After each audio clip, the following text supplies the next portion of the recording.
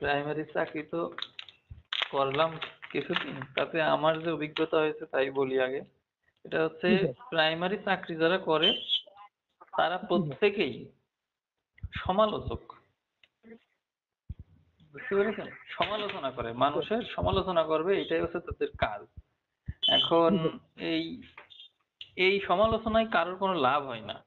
হ্যাঁ, কারণ জি আমি স্যার। যদি আপনার সামনে সমালোচনা করি তাহলে দেখা যাচ্ছে যে আপনি শুনলেন, সেটা শুনে হয়তো সেটা থেকে পরিত্রাণের উপায়ও জিজ্ঞাসা করতে পারেন, কিন্তু এই ক্ষেত্রে ঘটনা সেরকম হয় না। দেখা যাচ্ছে চা খাইতে বসলাম বা দুই চার জন একত্র হইলাম বা টিফিনে অফ পিরিয়ড আছে, এবার মানে এরকম আর কি, ফাঁকা টাইম পাইলেই একজন আরেকজনের সমালোচনা শুরু, এই তো হয়ে জি থাকে, স্যার। কিন্তু এতে কারোর জি কোনো স্যার। লাভ হয় না। জি স্যার। প্রাইমারি চাকরিটা ওই যে একটা কথা বলছিল কি যেন, কোথাও চাকরি না পেয়ে এই প্রাইমারি জি স্যার। চাকরি এরকম একটা কথা বলছিল না? জি স্যার। জি উনি, স্যার। হ্যাঁ, ওই সময় তো প্রাইমারির স্যারেরা সবাই মনে করেন যে বলছিল যে প্রতিবাদ করা দরকার, হ্যাঁ এরকম কথা কেন বলবে, হ্যাঁ হ্যাঁ। সমালোচনা করেছে, জি। কিন্তু কেউ জি। কিন্তু স্টেপ নেয় নাই। না। স্টেপ নেয় নাই, কিন্তু এই যে কোটা আন্দোলনে কিন্তু ঠিকই স্টেপ নিল, কত কিছু ঘটে গেল। তো প্রাইমারি জি। শিক্ষকরা সমালোচনা যারা করে তারা কিন্তু ওই জি। শকুনি মামার মতন, মহাভারত শকুনি মামার মতন পিছন থেকেই করে, হ্যাঁ, জি। সামনাসামনি তারা আসে না। তো জি। ওই ওদের ওই যে লোকদের বিষয়ে আপনি কথা বলছেন না, তারাও জি। এরকমই। আমি বিয়ে থাওয়া তো করিনি, এই যে আছি একা একা বাসায় এখানে। এই যে দিনের পর দিন ধরেন ওই সেই 15 তারিখ না 16 তারিখ থেকে শুরু হয়েছে, ওই জি। প্রায় 15 দিন মতো মানে গৃহে অন্তরীণ মতো আর কি। বাইরে যাওয়া যায়, কোনো সমস্যা নেই, এখানে ঝালকাঠিতে কোনো সমস্যা নেই, তারপরেও আমি একা একা বসে এই যে দাবা কিনে নিয়ে এসেছি, নিয়ে এসে অনলাইনে মানে নেটে, নেট না মোবাইলে কম্পিউটারের বিরুদ্ধে আমি দাবাই করি, করে করে আমি জি। দেখি যে আমার স্কোর কত। কম্পিউটার যখন একটা চাইল্ড দেয় আমি এখানে বসে বসে ভেবে তারপর আমার বোর্ডে হ্যাঁ। আমি চাইল্ড দিই, তারপর ওই চাইল্ডটা ভেবে চিন্তে চাইল্ড দিই, এবার কম্পিউটারটা দিই, দিয়ে দেখি ওর বিরুদ্ধে কি চাল দিল। তো আগের থেকে হ্যাঁ। আমার প্রোগ্রেস কিন্তু অনেক বেশি। আমি হ্যাঁ। এখন 2100 রেটিং এর প্লেয়ার, কম্পিউটার অনুসারে আমি 2100 রেটিং। তো আগে হুম। কিন্তু আমি জানতাম না যে আমার রেটিং 2100 পর্যন্ত পৌঁছাতে পারে। ম্যাক্সিমাম হয় হ্যাঁ। হচ্ছে কত 3200 মনে হয়, ম্যাক্সিমাম 3200 রেটিং পর্যন্ত হয়। সেখানে আমি হুম। 2100 পর্যন্ত পৌঁছেই গেছি এক্সপার্ট লেভেলে। আচ্ছা। তো জি। এই যে এই সময়টা কিন্তু আমি কাজে লাগালাম, আমি কিন্তু ওই অমুক স্যার কোথায় আছেন, আসেন একটু গল্প টল্প করি, চা খাই, বা হচ্ছে কারোর সাথে গল্প করেই করা, হুম। এগুলো কিন্তু করতে পারি না। ইভেন আমার সাথে যার রিলেশন সেও আমার প্রতি বিরক্ত। আমি তাকে ফোন দিয়ে মধুর, মধুর কথা আগের মতো আর বলি না। তারপরে হচ্ছে আ আমার সাথে তার চিন্তা ভাবনাই মেলে না। আমার হুম। চাকরি তুচ্ছ মনে করে, আমি যে দাবা খেলি সেটার কোনো দাম দেয় না।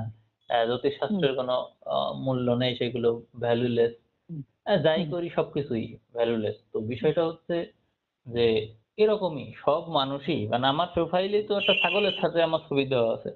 কারণ হ্যাঁ, হচ্ছে দেখি আছে ছাগল আছে। নিয়েই আছে। চলতে হবে আমাদের। এজন্য ছাগলের হুম। ছবি দিয়ে রাখছি। ছাগল নিয়ে চলতে হবে। হ্যাঁ, কিন্তু ছাগল কাণ্ডে ছাগলও তো অনেক দিক প্রদর্শন করে গেল। জি, জি, জি, জি। সেই। তো আমি পরামর্শ দেব যে আপনি ওই সমস্ত বাদ দিয়ে, যেমন দেখেন আপনি একটা কথা বললেন, মনে করেন আপনার সমস্ত কথা সবাই মেনে নিচ্ছে। তারপরে আপনার কি কাজ? এইভাবে যদি আপনি চিন্তা করতে থাকেন তাহলে দেখবেন যে আপনার আল্টিমেটলি কাজ হচ্ছে এক জায়গায় চুপচাপ বসে থেকে নিজেকেই অনুভব করা, মানে বাকি যে দিন যা গেছে তো গেছেই, সামনের দিনগুলো কি করে নিজের সাথে কাটানো যায় সেইটাই চিন্তা করা। মনে করেন আপনি যাই বলতেছেন সবাই সেটা শুনতেছে, আপনার ইচ্ছা অনুসারেই সব চলতেছে, হুম। তাহলে আপনার তখন আপনার কি কাজ থাকতো? তখন আপনার কাজ তো এরকম কিছুই থাকতো যে ঠিক আছে, তাহলে সবাই যখন আমার কথা শুনতেছে, আমার আমার ফলোয়ার সবাই, আমার তো আর কোনো কাজ হুম। নেই, আমি বরং আমার দিকেই মন দিই, আমার নিজেকে ডেভেলপ করার দিকেই মন দিই, কারণ সবাই তো হুম। আমাকেই ফলো করছে, তাই হুম। না? একজন মানুষ বিয়ে করবে, বিয়ে করলে কি হবে, বাচ্চা কাচ্চা হবে, মনে করেন বাচ্চা কাচ্চা হলো, বাচ্চা কাচ্চা অনেক বড় হলো, মনে করেন এই কোটা আন্দোলনে সেই বাচ্চা মারা গেল, হুম। তাহলে কি এলো? তারও জীবন যা, আমারও জীবন তো তাই, হুম। একই কথা। এবং হুম। সে ওর পিছনে ছুটতে ছুটতে তার জীবনের কোনো বোধ তৈরি হয় নাই, কোনো না। কোনো নাই, ওর হুম। পিছনেই ছুটেছে। আপনি তো বাঁচতেছেন আপনার জীবনের বোধ তৈরি হওয়ার জন্য, কিন্তু আপনি তো হুম। সেইটা না করে যখন ভুল পথে চালিত হবেন, ভুল মানুষকে জ্ঞান দিবেন, যাকে আপনি জ্ঞান দেবেন সে তো আপনি তো তার চেয়ে বড়, এই জন্যই তো আপনি হুম, তাকে জ্ঞান দিতে যাচ্ছেন, পরামর্শ দিতে হুম, যাচ্ছেন। কিন্তু কেউ হুম, তো মনে করে না যে আমাকে যে জ্ঞান দিচ্ছে, পরামর্শ দিচ্ছে সে আমার চেয়ে বড়। আমার সাথে হুম, এই কারণে আমার বড় ভাইয়েরও মেলে না। এই যে আমি যে বাড়িতে আমাদের যে এত লাখ টাকার লোন, ১৫-১৬ লাখ টাকার লোন ছিল সেটা অতি দ্রুত বাড়ছিল। তা আমি যে অনেক হুম, অনেক করে এই ঝালকাঠির এখান থেকে ৭ লাখ টাকা নিয়েছি। তো বড় হুম, ভাই আমাকে বলছে কি এই যে ২ দিন আগেই, "কি ব্যাপার তুই তো হুম, আমাকে জানালি না?" সবাই হুম, জানে কেবল আমিই জানি না। আমি বাবার কাছ থেকে জানলাম। তা আমি হুম, বলছি, "তোকে তো জানানো হয়েছে।" বলছে, "তুই আমাকে জানাসনি।" আমার কাছে কল রেকর্ড আছে। "তোকে জানাইছি আমি।" সে বলছে, হুম, "তুই সবসময় এরকমই করিস। তুই সবসময় মানে অন্যদের সামনে আমাকে ছোট করার চেষ্টা করিস। আমাকে মানে গুরুত্বই দিস না। এত কথা হুম, বলার তো দরকার নেই। আমি তোকে জানাইছি, আমার কাছে প্রমাণও আছে।" তারপরেও সে হুম, ওই একই কথা যে, আমি খেয়াল করে দেখছি যে তুই মানে টাকা পয়সা আসলে তুই একেবারেই হুম, পাল্টে যাস। হ্যাঁ? আমি বলছি, হুম, এই সমস্ত কথার তো কোনো দরকার নেই। তোর যদি ইচ্ছা হুম, থাকে যে তুই এই ঋণের টাকায় অংশ নিবি না বা দিবি না, হুম, সেক্ষেত্রে তুই পায়ে পাড়ায় ঝগড়া করে তুই এটা করতে পারিস। আমার তো এখন মনে হচ্ছে ১০ লাখ টাকা আমার নিয়ে আমি ভালো কাজ করেছি। কারণ ১০ লাখ টাকা নিলে ২৫-২৬ হাজার টাকা চলে আসতো আমার কিস্তি। তখন তো আমি ওই টাকা দিতে পারতাম না একা, একা। হ্যাঁ, এখন আসতেছে ১৬,০০০, সেটা আমি একাও টানতে পারবো। এবং সে যে হুম, ওই আচরণটা ওই সময় করলো, ইচ্ছা করে আমার সাথে এই কাজগুলো করছে। এবং আমি যখন হুম, বলছি যে আমার কাছে কল রেকর্ড আছে, আমি বলেছি তুই ভুলে গেছিস। সে মানবে না। হুম, এই ক্ষেত্রে আপনি কি বলবেন? আমি হ্যাঁ, কল সেটাই। রেকর্ডও আমার কাছে রয়েছে, প্রমাণও রয়েছে, তাও সে হুম, মানে না। তো বিষয়টা হচ্ছে আপনারও হুম, ক্ষেত্রে ঐরকম যে আপনি যদি মানে যার ইচ্ছা হচ্ছে আপনাকে অপমান করা, আপনাকে ছোট করা, আপনার সময় নষ্ট করা বা কোনো দিকভ্রষ্ট করা আরকি। মনে করেন আপনি একটা হুম, কিছু করছেন, একটা মাছি এসে যেভাবে ডিস্টার্ব করে। মাছির কিন্তু হুম, লক্ষ্য উদ্দেশ্য কিছু না। ওর উপস্থিতিই আপনার ডিস্টার্বেন্স। হুম, হ্যাঁ, এইজন্য ঝাঁটা নিয়ে বসতে হয় পাশে। আমি এই যে পাশে ঝাঁটা রেখে দিই। কারণ ওর কাজ হচ্ছে ডিস্টার্ব করা। এখন ঝাঁটা আমার পাশে ঝাঁটা আসে দেখে একজন যদি এসেই নতুন অতিথি এসে যদি দেখে, ও আচ্ছা ঝাঁটা নিয়ে বসে আছেন। ঝাঁটা হুম, নিয়ে মানে একটা ব্যাড ইমপ্রেশন। মানে ঝাঁটার কথা হুম, বলার সাথে, সাথে তার মনে হলো যে আমি যেন তাকেই ঝাঁটাতে পিটাবো এরকম একটা বিষয়। বিষয়টা তা না। হুম, পরিস্থিতি আমাকে এরকম তৈরি করেছে। এখন সে হুম, যদি তার মতন করে চিন্তা করে নেয়, হুম, তাহলে তো সে আমার আপন মানুষ হতে পারে না। সে অবশ্যই আমার না, না, প্রতিদ্বন্দ্বী বা এরকম কিছু হবে। হুম, এখন আমি আপনাকে বলব যে প্রত্যেকটা মানুষ একমাত্র ওই যে আপনাকে সৃষ্টি করেছে সে ছাড়া প্রত্যেকটা হুম, মানুষ আপনার বিরুদ্ধে। আপনাকে দিকভ্রষ্ট করার জন্য ব্যস্ত। এটাই হুম, সত্যি। আপনি কার জন্য কি করবেন? যার জন্য যাই করেন আল্টিমেটলি আমার দুঃখের কথা আমি আমার যে গার্লফ্রেন্ড তাকে বলতেছি। সে আবার তার সাথে আমি কি করেছি সেইগুলো নিয়ে বলতেছে। মানে আমার দুঃখের কথা সে শুনতে চাচ্ছে না। বরং তার সাথে আমি কি করেছি এইগুলো সে বলতেছে। অর্থাৎ ওই যে একজনের জায়গায় ধর্ষিত হয়ে ডাক্তারের কাছে গেলে ডাক্তারও ধরে ধর্ষণ করে দেয়, বিষয়টা এরকম। আপনি হুম, লাইফের কোথাও গিয়ে কোন পাবেন না, পরিত্রাণ পাবেন না। আপনার পরিত্রাণ আপনার নিজের ভিতরেই। আপনার সমাধান আপনার নিজের। আপনি কাউকে কোন পরামর্শ কেন দেবেন? পরামর্শ যে আপনি দিচ্ছেন, কেন দিচ্ছেন? আপনি কি তাকে পরিবর্তন করতে চাচ্ছেন? ওকে পরিবর্তনের দরকার নাই তো। আপনি নিজেকে পরিবর্তন করেন। কারণ হচ্ছে ওকে পরিবর্তন করতে গেলে ও মনে করবে যে আমাকে জ্ঞান দিতে এসে গেছে। আমার হুম, কাছে হিরো হওয়ার চেষ্টা, আমার কাছে বড় হওয়ার চেষ্টা, মূল্যায়ন পাওয়ার চেষ্টা। ওগুলো করা হুম, যাবে না। এখনকার সময় এরকম না। এখন সবাই সবার শত্রু। সবাই। হুম, হুম, আর কলিগরা তো মনে করেন যে কলিগ কখনো বন্ধু হয় না এই আরকি। হ্যাঁ, হুম, একটুখানি কিছু পাইলেই এম একটু কিছু পাইলেই আমি তো প্রাইমারি কাজে চাকরি করতে আমি করতে পারতাম না তো। প্রাইমারি চাকরিতে আমার মনে নয় যে লাবণ্য ম্যাডামের সাথে এই নিয়ে আমাকে কত কথা বলতো। হুম, মনে নাই? সব জায়গায়। হ্যাঁ, হ্যাঁ, আছে, আমি তো কারো হ্যাঁ, আছে, শত্রু না। কিন্তু তারপরও না, আমার সাথে কিন্তু সবাই শত্রু, অনেকেই এরকম আচরণ করেছে। পিটিআইতে শেষ পর্যন্ত ওই যে করে দিল না? সুপার, সুপার হুম, টাকা মারল না? তাও টাকা হুম, মারলেও শেষের কিস্তি মেরেছে। তার আগের কিস্তি ওই যে ইসের কারণে আ ওই কি বলে? উনার নাম কি? ভুলে গেলাম। আমাদের ডিপিওর কারণে পারে নাই। ডিপিওর হুম, কারণে বেঁচে গেছে। সুপারের অনুমোদনও হুম, আমি নিই নাই। না নিয়ে বের হয়ে আসিছি। এখন কথা হলো আমি কি চিন্তা করছিলাম? আমি চিন্তা করছিলাম যে ওই আমি আমার সিগনেচার তো করে দিছে হচ্ছে ওই আরেক স্যার ওই ফোন দিছিল আমাকে। তো আমি হুম, বলছিলাম যে যদি টাকা পাওয়া যায় সিগনেচার করে দেন, আমি তো আসতে পারছি না। যদি টাকা হুম, পাওয়া যায় তাহলে ওই টাকা হুম, আমাদের পিটিআই যারা আছে সবাই মিলে খাবেন। আমার ইচ্ছা ছিল সবাইকে মিষ্টি খাওয়াবো। তা ওই টাকাটাই খাওয়াবো। আমি হুম, যখন ওই ঢাকা থেকে আসতেছি আমি তো ঐদিন গ্রুপেও লিখলাম যে আমি আসতেছি। কিন্তু হুম, কোনো একটা মানুষ পাইনি যে শেষ পর্যন্ত আমার খোঁজ নেছে। কেউ খোঁজ নেয় নাই আমার। এবং আইসা আমি কাউকে হুম, পাইওনি, পুরো ফাঁকা।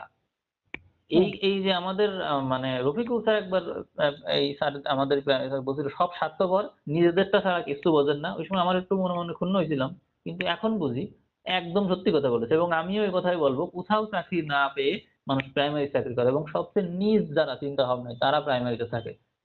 মানে যদি বিয়ে নাও করি প্রাইমারির কোনো মেয়েকে আমি বিয়ে করব না। এই কারণে শুধুমাত্র এতটাই নিচু চিন্তাধারা। তারা তাদের ভিতরে যখন ছিলাম সবাই মনে করেন যে সন্তান যেন জন্ম দেয় যোগ্য করে। এরকম একটা অবস্থা। কথায় মানে ফাজিল কোনো কথাই করে না। হ্যাঁ? তো আমাকেই ফাজিল বানানোর চেষ্টা। ওই যে বর্ষার সময় যে একটু কাপড় উঁচু করে এই আসে তাই এবার দাঁড়ায় দেখি তাই। তা তারা তো মনে করেন যে সেঞ্চুরি হয়ে গেছে। এই সমস্ত ফাজিল কাজে সেঞ্চুরি করে ফেলেছে তারা। হ্যাঁ? আর আমাকে তারা খারাপ বানাতে আসছে। মানে আমাকে তারা সমালোচনা করে। তারা আবার মানে যোগ্য না তো ওইটার। এই মানুষগুলোকে আমি মিষ্টি খাওয়ানোর জন্য ঐরকম একটা চিন্তা করছিলাম যে, ওই স্যার বলতেছে যে আপনি পুরো টাকা ২০,০০০ মতন টাকা সব মিষ্টি খাওয়ান সমস্যা নেই। কিন্তু ওই টাকা তো আমি পাই নাই। সুপার খাইছে। আর এরাও তো ওইটার যোগ্য ছিল না। পরে আমি বুঝলাম ঠিক আছে ভালো হয়েছে। একদম ঠিকঠাক হয়েছে। সুপার অর্ধেক নিছে আমি অর্ধেক নিছি। এই আরকি। তো আপনি যেটা বলছেন যে এই ধরনের বিষয় প্রতিরোধ কি করে করবেন? প্রতিরোধের কোনো দরকার নেই। আপনি হয় টাকা অর্থ রোজগারের দিকে মন দেন, ক্ষমতা রোজগারের অর্জনের দিকে মন দেন অথবা করেন মেডিটেশন করেন, প্রাণায়াম করেন, এইগুলো করেন। এগুলো করলে আপনার ভিতরে দেখবেন যে জীবন বোধ জাগ্রত হবে। যেমন গতদিন ২ টা নলেজ আমার কাছে আসছে। সেই নলেজ দুটো বলি। একটা হচ্ছে আমি যখন কাউকে আলিঙ্গন করি তখন হাতটা আমার কিরকম থাকে? ওই একজনই ওর ভিতর দিয়ে ঢুকতে পারবে অথবা ১.৫ জন বা ২ জন। আমি হাতটা যেভাবে প্রসারিত করি তখন তার ভিতরে ১ জন বা ২ জন ঢুকতে পারবে বড়জোর। নাকি? কিন্তু সে যখন চলে যায় তখন আমরা যখন হা মানে মানে হয় আরকি। সে যখন চলে যায়, যখন বিদায় নেয় তখন কিন্তু আমার আর কাউকে আলিঙ্গন করার কোনো ইচ্ছা থাকে না। তখন খোলা আকাশের নিচে বা পাহাড়ে বা ফাঁকা জায়গায় গিয়ে আমরা যে হাতটা প্রসারিত করি, সেই হাত কিন্তু ওই প্রসারিত জায়গার চেয়ে অনেক বড়। তাই না? অর্থাৎ যে ব্যক্তি কোন রিলেশনশিপ এ থাকে তার প্রসারিত হাতের চাইতে যে কোন রিলেশন এ নেই তার প্রসারণ অনেক বেশি। এই জায়গাটা বুঝতে হবে। গতদিন এই নলেজটা আমি করলাম, পাইলাম। তো এরকম নলেজ যেগুলো আপনি বই পড়ে না, আপনার অনুভবের থেকে আসবে। জীবনের বোধের থেকে আসবে। হ্যাঁ, কথাটা খুবই পরিচিত কথা, আমি জানিও। কিন্তু এই জিনিসটা যে আপনার ভিতরে এসে নক করছে মানে এটা আপনার সাথে কোন না কোনভাবে এটা আপনাকে মানে এনার্জাইজ করবে এইজন্যই আসছে। সব কথা তো আমাকে এনার্জাইজ করবে না। যেটা আপনার ওই মুহূর্তে দরকার সেইটাই আপনার কাছে অটোমেটিক্যালি চলে আসবে। এই। আর আরেকটা বিষয় বলবো, আরেকটা নলেজ সেটা হচ্ছে আ আমাদের আমরা যে মারা যাই, আমরা যদি সচেতনভাবে এবং স্বেচ্ছায় যদি মারা না যাই তবে সেই মৃত্যু ব্যর্থ। আমরা অনেকে বলি মারা গেছে। এই যে মারাটা গেল সেই মারাটা তো তার ইচ্ছায় সে যায় নাই। খেয়াল করেছেন? সে কিন্তু স্বেচ্ছায় মারা যায় নাই। অর্থাৎ ওই মৃত্যুটা ব্যর্থ। দেহত্যাগ, দেহত্যাগ মানে হচ্ছে আমার জীবনের সবকিছু মানে যেভাবে অতিথি বাড়ি থেকে বিদায় নেন আপনি। বের করে দেওয়া, অতিথি বাড়ি থেকে বের করে দেওয়া বা কোনো কারণে চলে আসা। এইটাকে কিন্তু বিদায় বলা যায় না। আপনি নিজেই বিদায় নিচ্ছেন, এইটাই বিদায়। এরকম জীবন থেকে যতক্ষণ পর্যন্ত আমি নিজে না বিদায় নিচ্ছি ততক্ষণ পর্যন্ত এটা বিদায় না। অর্থাৎ সকল মৃত্যুই ব্যর্থ এবং আমি নিজেও একটা ব্যর্থ মৃত্যুই প্রাপ্ত করব, আপনিও তাই। সুতরাং এখনো বয়স থাকতে থাকতে ওই চিন্তাটা করেন যে আমি মারা যাব আমার মতন করে। বুঝতে পেরেছেন? যদি আপনি আপনার মৃত্যুর টাইমটাও অর্জন করতে পারেন তাহলেও ঠিক আছে। এই জিনিসগুলো নিয়ে যখন আপনি ভাববেন না তখন ওই সমস্ত জিনিস আউল-ফাউল সব সময় নষ্ট ছাড়া আর কিছুই না। আপনি যে কোনো কথাই যাই আপনার সাথে হোক, আপনি কারোর কল্যাণ নিয়ে চিন্তা করার তো দরকার নেই। সর্বপ্রথম মানে আপনি যদি কাউকে কোনো কিছু বুঝাতে যান, বোঝাইলে সে ওইটা নিয়ে ভাববে, সেটা তার ভিতরে ঢুকবে না। আপনি কারোর ভিতরে কোনো কিছু ইনপুট যদি দিতে চান তাহলে আপনাকে সেটা দিতে হবে মৌনতায়, মৌনভাবে। মৌনভাবে মানে একটা মূর্তি যখন চুপচাপ থাকে, আপনি গেলেন সেখানে, গিয়ে আপনার একটা প্রশ্ন, মূর্তির দিকে তাকালেন, আপনার প্রশ্নের উত্তর আপনি পেয়েও যেতে পারেন। পেয়ে গেলে আপনার বিশ্বাস হয়ে গেল যে তার মানে এইটাই। এইরকম বিষয়টা এরকম যে আপনাকে হতে হবে এমন একটা মূর্তি যেখানে আপনার উপস্থিতিই যথেষ্ট।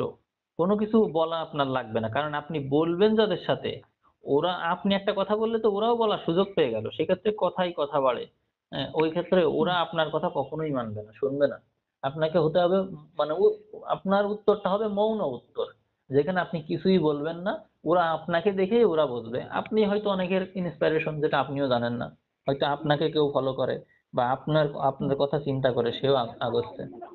তাই না? হুম, এরকম কিন্তু আছে যেটা আমরা খেয়াল করি না। হুম, তো সেই ক্ষেত্রে হুম, আপনি তো আসলে কথাও বলেন নাই। তবুও তো তারা আপনাকে ফলো করে। আর আপনি হুম, এদেরকে যদি ফলো করা থাকতো তো করতই। আপনি যেকোনো উন্নয়নমূলক বিষয়ে কথা বলবেন। আপনি আমি তো মানে প্রাইমারি স্টুডেন্টদের সাথে কথা বললে তো কোনো নাই। আ কোনো কিছু বোঝে না, কোনো কিছু না এবং কিছু হইলেই গার্ডিয়ান পরে দেখা যায় যে আরো সমালোচনা হয়। আমার মনে আছে হ্যাঁ, হ্যাঁ। এরকম অনেক ঘটনাই আমার সাথে ঘটেছে যার হ্যাঁ, স্যার কারণে আমি হ্যাঁ, এই যে কথা আপনি বলছেন এটা সব তো বাস্তব এবং এটাই ঘটে আসে স্যার এবং এটাই আমি সত্য। ওদ ওদেরকে কিছু বই দিছি সেইগুলো নিয়ে ওগুলো ছিল হচ্ছে মানে মহাভারতের ইংলিশ ট্রান্সলেশন যেটা গল্প আকারে ওরা পড়তে পারে বা ওদের কোনো বড় ভাই হুম, বোন থাকলে ওদের দেবে। মানে ক্লাস হুম, 5 থেকে যারা বেড়ে গেছে ক্লাস 6 এ উঠেছে ওদের কয়েকজনকে দিছি যে আমি নতুন টিচার ওরা আসছে কি দেবো বই দিছি। ওইগুলো হুম, নিয়ে আবার হেডমাস্টারকে কে যেন বলেছে হেডমাস্টার বলতেছে বই টই দেওয়ার দরকার নেই। এইগুলো নিয়ে আবার ওই কথা হচ্ছে। সাম্প্রদায়িক হুম, বিষয়। আমি তখন ভাবতেছি যে মানুষ কতটা নিচ হতে পারে। কতটা হুম, নিচ। আর এটা এতটাই নিকৃষ্ট আর বাজে যে এটা মানুষের সকল পর্যায়ে, সকল জায়গায় আবদ্ধ করে রাখছে। আজকে ধর্ম সম্পর্কে যে জ্ঞানটা আমি পাইলাম, এই ধর্মই মানুষকে শিখাইছে এরকম খারাপ হয়ে উঠছে। কারণ ধর্ম মানুষকে ভিতরে ইনপুট দিয়ে দিয়েছে লোভ। লোভ হুম, মানে আমি বেঁচে থাকলেও আমি এই ধর্ম পালন করলে আমি ভবিষ্যতে কিছু একটা পাবো। এমনকি মৃত্যুর পরেও আমি কোনো কিছু থেকে লাভবান হব। লাভবান আমি হুম, হবই। এই যে হুম, লাভবান হওয়ার ইটা লাভবান হতে হুম, পারবো এই বিষয়টা এবং ক্ষমা চাইলে ক্ষমা পেয়ে যাব। কারণ যে এটার নিয়ন্ত্রক সে আবার ক্ষমা করে দেয়। সুতরাং আমি পাপ-টাপ হুম, করে নিয়ে মনে করেন যে অনেক দুর্নীতি করলাম। করার পরে 10% মানে 10% টাকা দিলেই হচ্ছে কালো টাকা সাদা। এত হুম, দুর্নীতি করেছেন এখন 10% অন্তত ৳১০ দেন ৳১০০ দিয়ে মুক্ত হয়ে যান। হুম, এই বিষয়টা কি? হুম, ওই তো ঐরকমই তো। ওই ধর্মের মতনই তো। ধর্মই মানুষকে হুম, পুরোপুরি শেষ করে দিচ্ছে। ওই বাংলাদেশের হুম, মানুষও যারা নামাজ কালাম পড়ে বা ধর্মীয় পথে যারাই আছে, এরা ওই হুম, ধরনের পথে গিয়ে ওরা ঐরকম হয়ে যায়। ওরা মনে করে যে আ এই পথটা আসলে অনেক মানে উদারতার পথ। এই পথে একটু হুম, পাপ যদি আমি করিও, তবুও আমি যদি হুম, সেই জ্ঞানটা অর্জন করি বা আমি সেরকম হঠাৎ করে আমি যদি মানসিকভাবে চেঞ্জ হয়ে যাই, তাহলে এই সমস্ত দুর্নীতি বা এই সমস্ত কোনো কিছুই আমাকে আর স্পর্শ করবে না। ওই গীতার সেই হুম, নিষ্কাম কর্মের মতন। কর্ম করব কিন্তু পাপ আমাকে স্পর্শ করবে না। হুম, বুঝতে পেরেছেন? ঐরকম টাইপের। হুম, যে আমি একটা জিনিস জবাই করলাম কিন্তু আমার কোন পাপ হচ্ছে না। আমি একটা অন্যায় করলাম আমার কোন পাপ হচ্ছে না। এই ধর্মের সাথেই হুম, ওইগুলোর কানেকশন আছে। এই কারণে ওই ধার্মিক বা ধর্ম-টর্ম এগুলোই মানুষকে পুরোপুরি ধ্বংস করে দিছে। যে মানুষটা হুম, ধর্ম, রাজনীতি এবং হচ্ছে কি বলে ধর্ম, রাজনীতি আর আরেকটা কি যেন আছে। এইগুলো নিয়ে যে আলোচনা করবে, মনে করবেন যে হুম, এই আলোচনা হচ্ছে ফালতু। কারণ হচ্ছে এর আলোচনার কোন শেষ নেই কখনো। আলোচনা করতে হুম, হয় তাই করতেছে। হুম, আপনি যদি আমার সাথে কেউ তো কোনো কিছু নিয়ে আলোচনা করে না। করে না এইজন্য একজন আসছে আমার সাথে মানে পাবলিকেশন এর লোক গল্প করতে। গল্প হুম, করতে, করতে আমি যখন কথা বলা শুরু করছি সে নিজেই মানে উঠে যাওয়ার জন্য উসখুস শুরু করে দিছে। সে আমার কাছে হুম, বলছিল আমাদের বইগুলো কেমন? বইটা কি করে ডেভেলপ করা যায়? আমি যখন বই ডেভেলপমেন্ট এর বিষয়ে তাকে পরামর্শ দিতে থাকলাম, তখন হুম, সে তো প্রশংসা তো করছে কিন্তু সেও উঠে যাওয়ার জন্য ব্যস্ত। হুম, ঠিক আছে? আমি যখন বললাম যে আসলে একটা নিউজ পেপার যখন মানুষ পড়ে, তখন কিন্তু নিউজ হুম, পেপার একবার পড়লে মনে থাকে। কারণ যারা তৈরি করে তাদের উদ্দেশ্যই থাকে এটা শিখুক। কিন্তু যে বই হুম, ছাপায়, তার বই পড়ে শেখে না। একবার পড়ে মনে থাকে না। কারণ উদ্দেশ্য থাকে বইটা বিক্রি হোক। ওরা শিখুক বা না হুম, শিখুক, আমার বই যেন বিক্রি হয়, প্রফিট যেন ঠিক থাকে। এই। হুম, তো আমাদের যে রাইটাররা এই বইগুলো লিখেছে অ্যাকাউন্টিং এর একটা বই। আপনি কি বলতে পারবেন যে অ্যাকাউন্টিং এর এই পুরো বইটা শেষ করার পরও একজন মানুষ অ্যাকাউন্টিং তো শিখবে, কিন্তু স্বচ্ছতা, জবাবদিহিতা এবং অনেস্টি এগুলো তার ভিতর থাকবে? বলছেন, "না, হুম, এটা বলা যায় না।" বলছি, "যেভাবে একজন মানুষ কুরআনে হাফেজ হয়ে গেছে, তবুও তাকে হুম, বিশ্বাস করা যায় না। আপনি কি আপনার মেয়ে তার কাছে রেখে দিতে পারবেন? কোরআন হাফেজ তো, কোন সমস্যা তো নেই। রেখে দিতে পারবেন?" "না, হুম, পারবেন না। তাহলে কি লাভ হইলো তাহলে? সেটা অর্জন করে কি লাভ?" তো একজন হুম, মানুষ যদি অ্যাকাউন্টিং পুরো বইটা শেষ করে ফেললো, তার লেখা বই, কিন্তু সে ওইটা হুম, শিখার পরেও যে রাইটার সেও হুম, বলতে পারে না, আমার বই শেষ করলে এ অনেস্ট হয়ে যাবে। তা তো বলতে পারে না। তাহলে কি লাভ?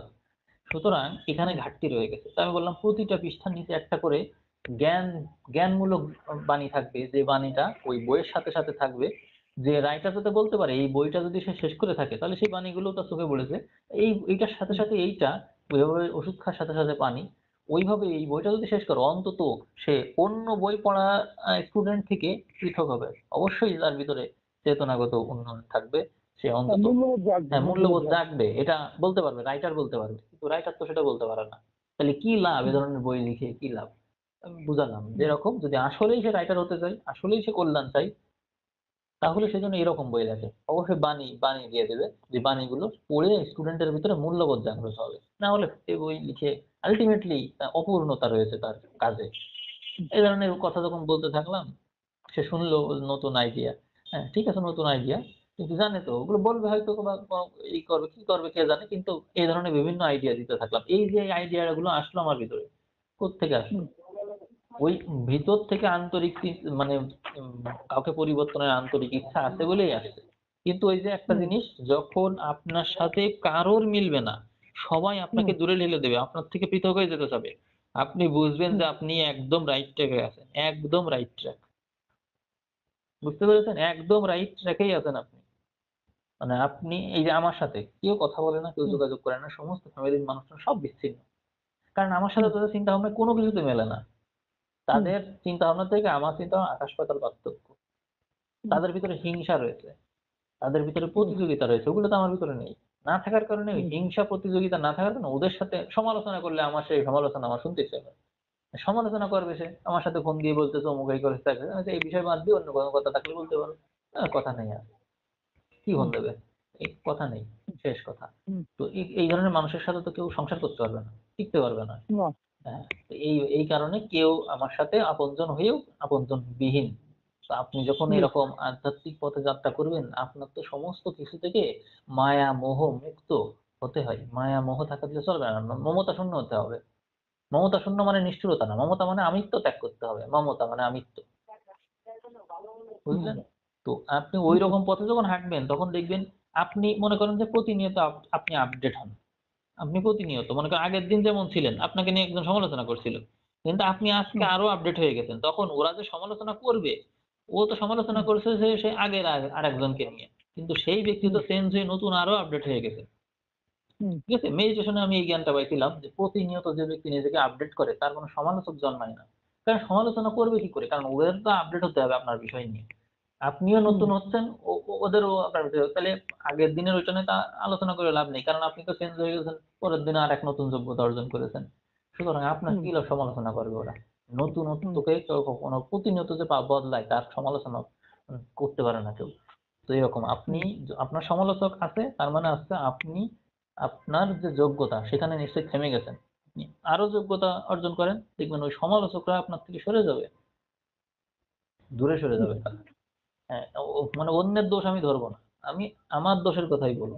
যে আমাকে জি, কেউ সমালোচনা করছে তার মানে সে চিন্তা করে আমি তার সমকক্ষ। না হলে সে আমার সমালোচনা করে কি করে? হ্যাঁ, হুম? আমি কোন একটা কাজ করতে গেলে যদি উন্নয়নের এই যে ক্লাসে আমি পরীক্ষার ডিউটি থাকে ইন্টারমিডিয়েট।